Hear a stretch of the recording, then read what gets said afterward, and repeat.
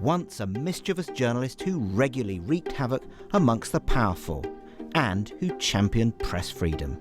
The free, dynamic, irreverent and independent media that we have and that is one of the glories of this country. And we've got to fight to keep it that way. Now in power, a rather more earnest Boris Johnson wants to rein in the media. So today I want to talk The about... government suggested today that the BBC licence fee could be abolished before the end of the decade. The licence fee will remain in place for this charter period, which ends in December 2027. However, we must all be open-minded about the future of the licence fee beyond this point. Potentially one of the greatest changes to the BBC, just a few days after Downing Street was criticised for excluding some journalists from a government briefing. Mr. Speaker, Words of reassurance today. I am a journalist, I love journalism. A peace offering as a friendly voice questioned Number 10's handling of its briefings for journalists. We cannot be an uncritical friend. Freezing out journalists because they don't agree with him makes a mockery of his message of openness. I understand there's unease in Cabinet, with ministers blaming Dominic Cummings, the Prime Minister's chief strategist, for picking a fight with the media. Wrong issue, wrong time, one minister complained to me. But there is agreement in government at the need to reform BBC funding. The licence fee has become a very difficult, toxic in some ways, political football. And I think unless we launch that boil now, it's going to get worse. The Beeb, depends how you look at it, it either covers itself a glory or doesn't. And this is sort of, it's the Marmite broadcaster. The BBC needs to have this conversation, and quickly. Because if the BBC doesn't, government will. And government tends to be the sledgehammer. So the BBC, I think, has a very clear choice here. We all love David Attenborough, not quite so keen on other parts. So I think this is just the time. Deep breath, let's get on with it. Other Tories are more supportive of the BBC. What we're talking about essentially is the possibility of doing away with the BBC as we know it, as a consequence of the significant loss of revenue that would occur if the licence fee wasn't to be paid. And so I think that would be throwing the baby out with the bathwater. Labour has concerns about the government's approach. I'm not sure that it's an out-and-out war. I think it's a bit of submarines going on here. We need to have an offer for the public to say, we need to all buy into this. We need to remind people what is the best of the BBC, what we need to modernise, but also to protect that licence fee, because it is the best way to make sure it's fair across the playing field. A giant of the broadcasting world. But once again, the BBC finds itself thrust into the political realm. Well, with me now are two journalists turned spin doctors, Tom Baldwin, who switched from The Times to Ed Miliband, and Craig Oliver, who worked for the BBC, and then David Cameron.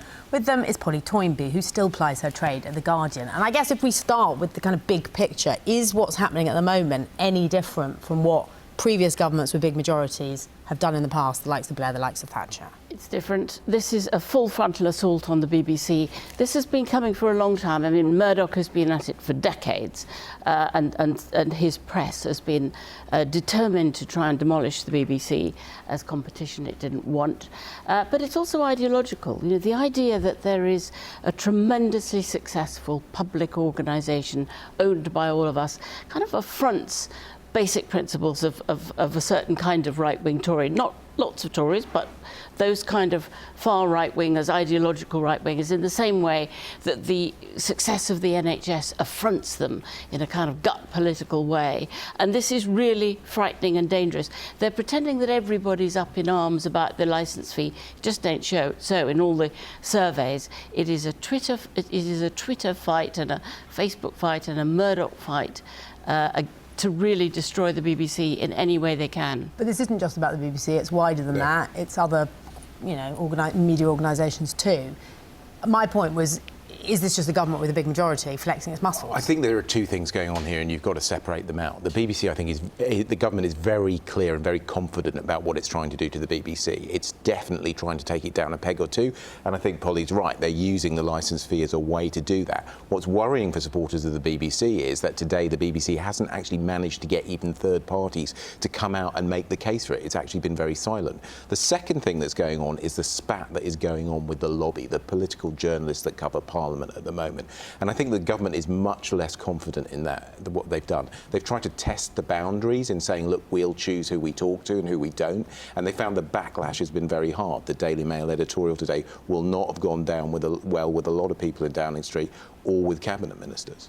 And what's your take on it all, Tom? I think Craig's right that you have to separate this out. I mean, I think the attack on the lobby is, in a way, is a sort of easy target. Here you've got a sort of institution which is established on the idea of actually exclusive access, denying other journalists access to political information, and is a sort of slightly ridiculous institution.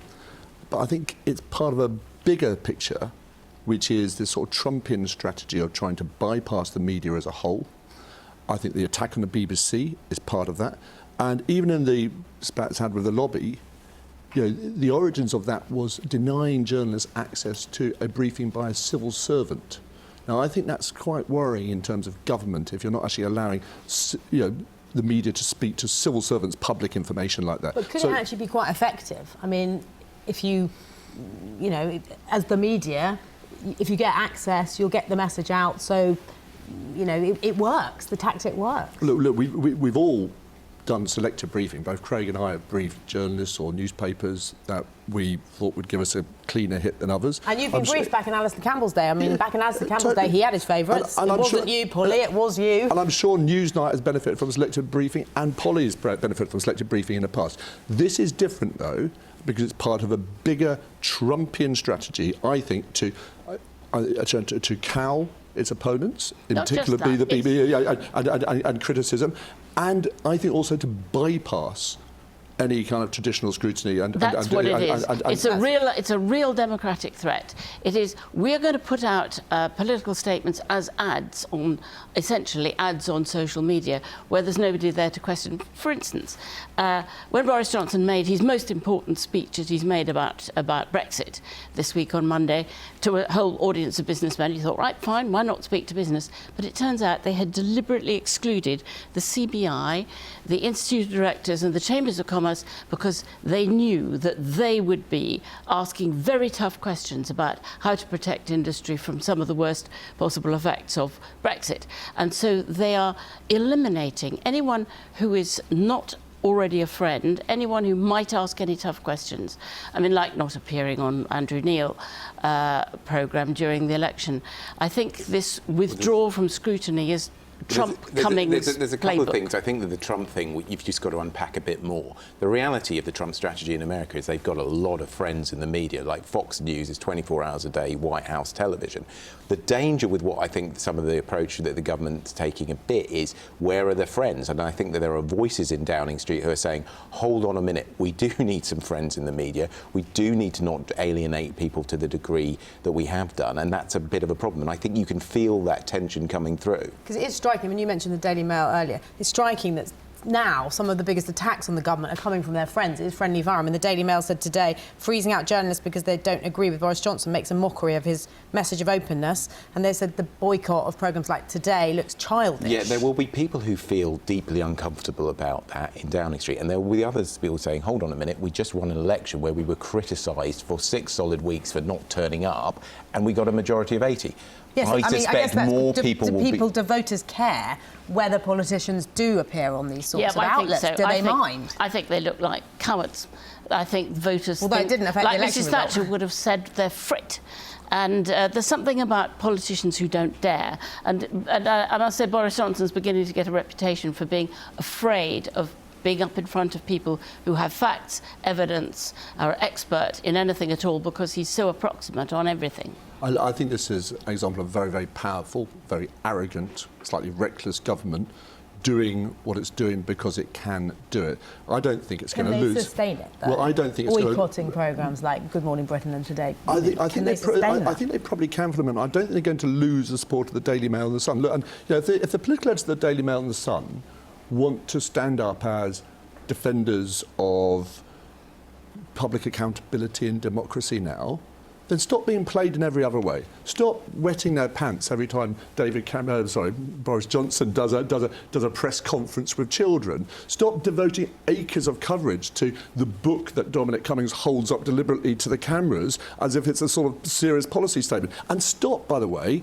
taking verbatim, uncritically, unsourced quotes from senior Downing Street advisors as if they are fact without checking them first. And if they want to do that, then they'll be shown to be standing up for democracy and press freedom rather than a rather sort of inside a beltway spat that's going on at the moment. Is it possible, do you think, in this day and age to communicate directly with the voters without needing the old guard media? To a point. The reality is that you've got much more options nowadays to go unfiltered straight to the masses. But the reality is the media does still set the tone. At the moment the government's at the peak of its power, they've got a huge amount of opportunity to change things and do things, but they will hit troubles and there will be problems. And at those moments you do need friends.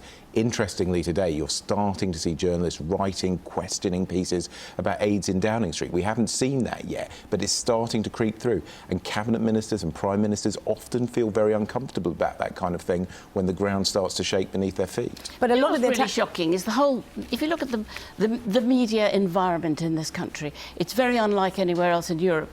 We have 80% of our press, which is incredibly powerful, owned by a small group of very far right-wing owners from Murdoch and the Barclay brothers and the Rothermeres. We now have a government that has won a fine majority, and it can't even tolerate a media environment in which it has 80% of the voice backing it, cheerleading it all the way through the election, helping it win the election, and yet it won't even appear on the BBC, the neutral BBC, to face scrutiny. I would make one point. I think one thing, when you stop being a journalist and go into number 10, you realise there are an awful lot of journalists and not many of you, and your natural inclination is to sometimes try and control that.